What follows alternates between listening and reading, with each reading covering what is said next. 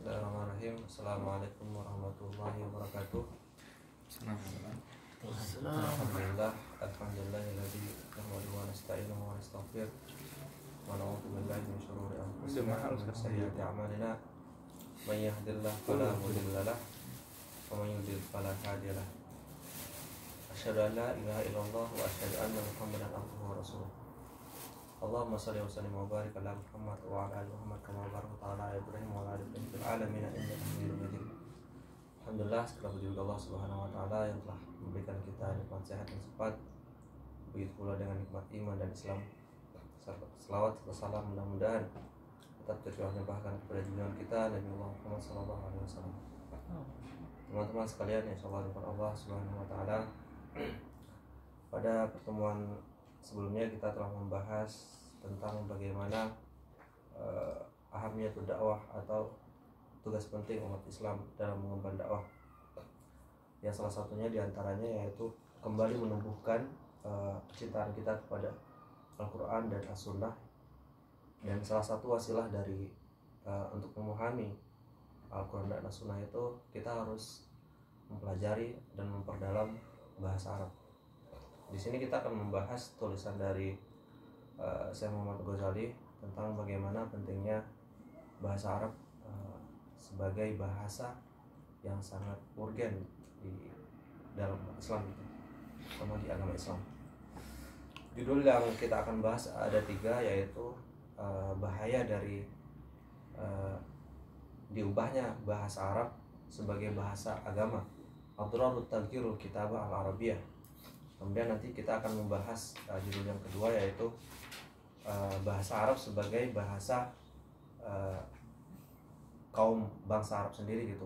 Bangsa Arab sendiri ketika munculnya Islam di tanah Hijaz atau di Mekah dan Madinah. Dan kemudian kita nanti terakhir akan membahas bahasa Arab sebagai bahasa kesatuan umat Islam. Baik, kita akan membahas judul yang pertama, yaitu Adrar Taghyirul Kitab Al-Arabiyyah, bahaya-bahaya dari perubahan penulisan bahasa Arab, yaitu maksudnya adalah bahaya dari penulisan Arab ini ketika umat Islam merubah atau meninggalkan dari bahasa Arab sendiri sebagai bahasa pengantar untuk memahami nas-nas Al-Quran dan Al-Hadis. Pada tahun 1942, sekitar 1942 Masehi, Muktamar Istishraq wa Tafsir atau Muktamar Orientalis dan para penginjil mengadakan suatu muktamar.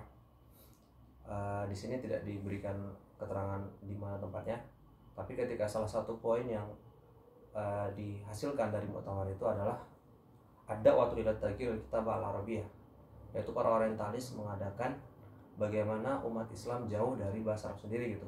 Karena setelah mereka gagal di perang salib, kemudian mereka seperti putus asa bagaimana cara mengalahkan umat Islam dan kekuatan Islam sendiri gitu. Mereka mencari cara, yaitu dengan bagaimana umat Islam tanpa meninggalkan agama mereka atau tanpa menanggalkan Islam mereka sendiri, tapi jauh dari nilai-nilai Islam itu sendiri gitu. Nah, salah satunya adalah wasilah yang paling tepat, yaitu untuk menjauhkan umat Islam dari bahasa Arab sendiri gitu. Kita tahu ketika Kemal Atatürk menguasai Turki dan kemudian runtuhnya Khilafah Utsmaniyah, ketika itu bahkan azan di Turki, kemudian seluruh yang berbau Arab itu dihapus.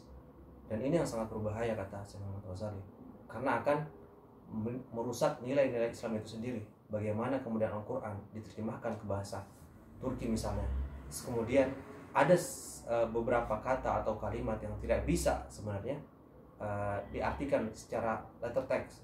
Artinya kita perlu ilmu alat untuk memahami Al-Quran itu sendiri gitu, sebagaimana ketika ia muncul pertama kali di tanah Arab. Kemudian para orientalis dari Prancis atau Inggris juga memahami bahwa bahasa Arab adalah bahasa yang sangat lengkap dan memiliki keilmian yang luar biasa. Itu bisa kita lihat ketika misalnya menemukan satu kata di bahasa Arab menjadi beberapa kata atau bahkan puluhan kata dan ratusan kata. Seperti misalnya kata bayaktu kitaban, kita menemukan akar kata atau istilahnya dalam bahasa Arab itu akar kata istiqoq. Ilmu istiqoq ini kita bisa mencari akar satu kata di bahasa Arab, itu kita bisa menemukan banyak dan menghasilkan banyak kata-kata.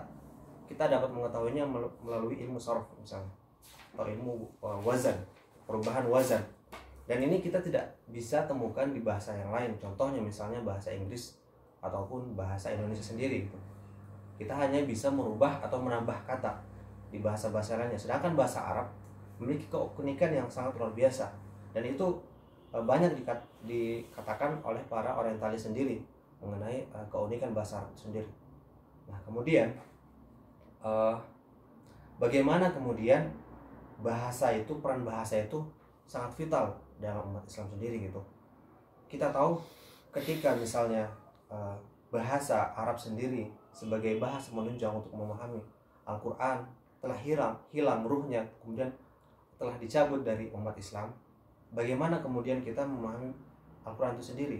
Misalnya ketika kita menggunakan terjemahan bahasa Indonesia atau bahasa Inggris saja, kemudian menanggalkan bahasa Arab itu sendiri, akan ada beberapa hal yang tidak kita pahami, akan ada beberapa hal yang kelihatan sangat rumit untuk dipahami. Dan inilah yang kemudian ditulis oleh Ustadz Abbas Mahmud Akkad. Beliau mengatakan bahwa kenapa orientalis itu pertama-tama mereka menyerang bahasa, karena mereka tahu gitu, wahiyatu hajimul qawaidul lughah. Mereka kemudian menyerang kaidah-kaidah bahasa Arab. Dan kita bisa lihat sekarang bangsa Arab sendiri atau negara-negara Arab sendiri kemudian hilang rasa atau dzauq lughah fushahnya. Kita bisa melihat bagaimana amiyah itu lebih mendominasi negara-negara Arab sendiri gitu. Kita tidak berbicara lahjah bahasa Arab karena Syekh Muhammad Ghazali mengatakan bahwa lahjah itu adalah sesuatu yang alami. Ketika di zaman Nabi Muhammad SAW juga kita temukan perbedaan antara lahjah Yaman dan lahjah Madinah gitu, atau lahjah Syam dan lahjah Mesir misalnya. Nah, kemudian kita beralih ke tema berikutnya, yaitu bagaimana bahasa Arab ini menjadi bahasa penyatu bangsa Arab sendiri gitu.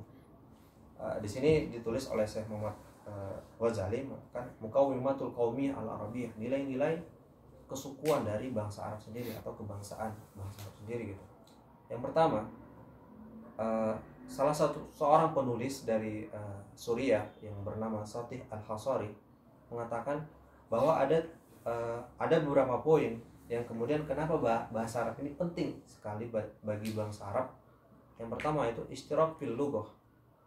Mereka bersatu di bahasa gitu. Kita bisa temukan ketika misalnya orang Melayu, sesama Melayu ketemu di suatu negara, mereka berbeda negara misalnya, orang Malaysia atau orang Indonesia, akan tetapi mereka akan memiliki kesamaan atau bahkan mereka merasa bersaudara ketika kesamaan bahasa itu. Dan itulah yang dirasakan oleh bangsa Arab ketika saat itu, ishtirak fil lughah, kesatuan dalam bahasa. Kemudian bahasa Arab ini juga ishtirak fit tarikh, mereka memiliki sejarah yang panjang, satu dalam sejarah. Kita dapat menelusurinya ketika bagaimana nanti sejarah bangsa Arab sendiri banyak terbagi. Ada di Yaman, kemudian ada di Hijaz sendiri dan beberapa wilayah yang lainnya. Dan itu sangat berpengaruh kepada kondisi sosial masyarakat itu ketika itu. Mereka menyukai syair, kemudian bahkan mereka sampai memiliki pasar yang disebut dengan ketika di sekitar itu untuk menjual atau menontonkan penyairan gitu, atau para syair berkumpul di satu tempat itu. Kemudian yang ketiga, al-i'tiqad bi wahdatil asl al-nash. Jadi mereka satu dalam akidah. Nah, kita tahu ketika Islam datang, bangsa Arab tidak begitu lama untuk menjadi satu gitu. Tidak begitu lama untuk kemudian menjadikan antara Yaman, kemudian antara Hijaz, antara daerah-daerah sekitarnya, Madinah, Mekah dan sekitarnya itu menjadi satu kaum. Dan itu juga salah satunya itu dipengaruhi oleh bahasa Arab sendiri gitu. Kemudian beberapa poin kemudian yang di bawahnya yaitu ini penting, poin keempat itu yudhafu ilaiha din fi ba'dil ahyan. Karena Al-Quran itu sendiri turun dengan bahasa Arab gitu. Allah Subhanahu wa Ta'ala menurunkan Al-Quran dengan bahasa Arab. Artinya perlu dan sangat penting ketika itu umat bangsa Arab sendiri gitu memiliki istilahnya ghirah yang lebih ketimbang umat lainnya, karena mereka punya rasa kepemilikan gitu. Kan Al-Quran ini turun dalam bahasa Arab. Terus bagaimana kemudian bangsa Arab sendiri tidak memahami Al-Quran itu secara lebih dulu gitu. Nah, inilah yang menjadi nilai lebih dari bahasa Arab itu sendiri gitu. Dan ini juga dibahas oleh Ustadz Raihan di bukunya tentang bagaimana kesukuan itu atau ta'assub itu menjadi penopang dalam dakwah agama gitu. Nah, ini bahasa Arab itu sendiri menopang dakwah Islam itu sendiri gitu untuk mempersatukan bangsa-bangsa Arab. Kemudian kita beralih ke tema yang ketiga yaitu al-lughah ka'amil lil wihdah, yaitu bahasa sendiri atau di sini maksudnya adalah bahasa Arab memiliki fungsi yang bukan sekedar sebagai alat untuk khitab atau berkomunikasi antara satu dan yang lain, tapi dia bahasa persatuan. Kalau kita misalnya di Indonesia, di bumi Nusantara misalnya, kita mengenal istilahnya bahasa persatuan, bahasa Indonesia dari orang Ambon misalnya, orang Maluku, orang Ambon, orang Madura, orang Bali, orang Jawa, orang Sunda memiliki bahasa persatuan bahasa Indonesia, dan itu sangat berpengaruh ketika mereka misalnya memiliki rasa kepemilikan bangsa itu sendiri. Nah, begitupun bahasa Arab. Bahasa Arab adalah bahasa persatuan umat Islam. Bagaimana kita mengatakan bahasa persatuan umat Islam? Karena yang pertama, masdar-masdar atau sumber-sumber dari agama sendiri berasal dari bahasa Arab gitu. Dan itu juga diakui oleh seluruh dunia umat Islam bahwa bahasa Arab kita menggunakannya ketika sholat misalnya, ketika membaca Al-Quran misalnya, ketika azan, dan itu hal yang maklum di antara kita gitu. Jadi umat Islam sangat dekat dengan bahasa Arab. Nah, kemudian apakah misalnya ketika satu bangsa itu tidak menggunakan bahasa Arab secara total, dikatakan misalnya tidak berbahasa Arab? Nah, ada beberapa pengamat yang bilang bahwa sebenarnya yang dimaksud dengan bahasa persatuan di sini bukan bahasa sebagai khitab secara yang kita pahami gitu, hanya sekedar fungsinya sebagai khitab, tetapi maksudnya adalah bahasa Arab ini akan memiliki atau akan melahirkan nilai-nilai Islam itu sendiri. Kita misalnya di bahasa Indonesia kita mengenal istilah din atau agama gitu, yang kita terjemahkan dari bahasa Arab misalnya. Atau misalnya lebih maklum lagi, kita mengenal sholat gitu. Sholat kalau kita telusuri asalnya juga bahasa Arab gitu. Jadi terlepas dari bagaimana kita menggunakan bahasa Indonesia, tetapi ada nilai-nilai yang kemudian kita ambil dari bahasa Arab itu sendiri, yaitu bahasa persatu umat Islam.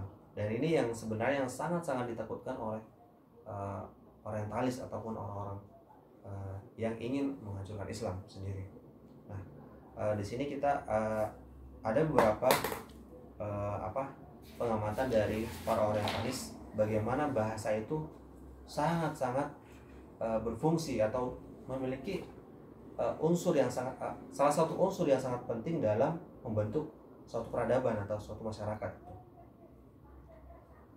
Yang pertama yaitu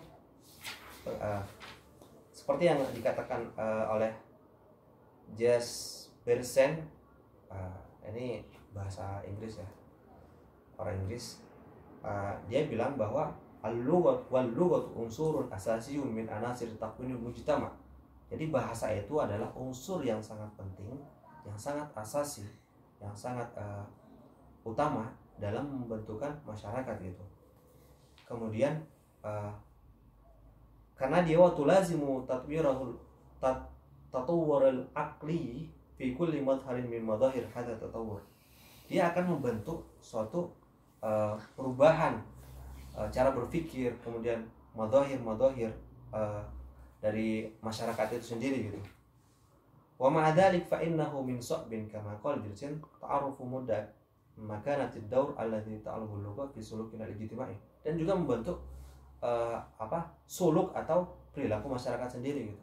Kita tahu ketika bangsa Arab